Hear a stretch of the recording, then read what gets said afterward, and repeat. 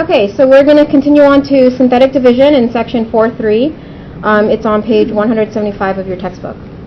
All right, we just finished long division. Synthetic division makes it so much easier. So here's how we're going to start. You're going to look at the divisor, this one. And remember, whatever's inside the parentheses, this number here, you actually have to use the opposite of it. So since it's -2, you're going to put down +2. Okay. Now you're going to put this upside down division sign. And now you're going to write all the coefficients of your polynomial, but you got to make sure that if it skips a term, that you put a 0 for that. Okay, so what's the coefficient of this term here? 1. The next one? -3, next. -7, next. 6. Alright, here's the rules. It's how you work it.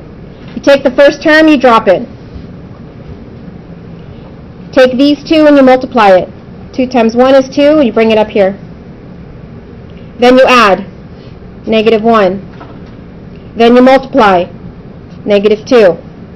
Then you add -9. Then you multiply -18. Then you add -12. Okay, this last number here is going to be your remainder.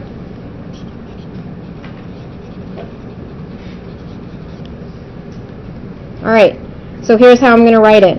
Now here's the part that I think I missed, not missed, but I didn't cover as much before when I introduced it, is that this term right here, these numbers, are your coefficients for your answer. It's pretty cool. So since my original problem was x to the third, your answer will be 1 degree less. So that, whatever the coefficient here, which is 1, so it's going to be 1x squared. And then you just go down in order. Minus x to the first. Minus 9, and remember, this last one's your remainder, minus 12 over x minus 2.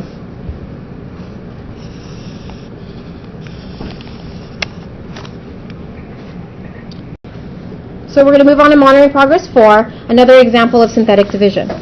Okay, here's my divisor. What number should I put here on the outside? -3, excellent. I'm going to put my upside down division sign. Now remember, make sure you look for missing exponents. If you notice it starts with x to the third, what's it missing? X squared, right? Okay, so let's write down all the coefficients. First one is 2, next one is 0. Okay, because it's 0x squared. Next one is -1. Next one is -7. Okay, what's the first step? Drop the 2, good.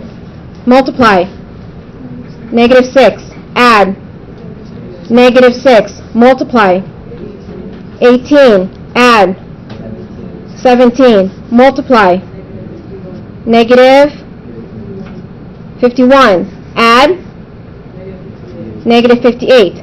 This last number, remainder. So now let's write the answer with the polynomial.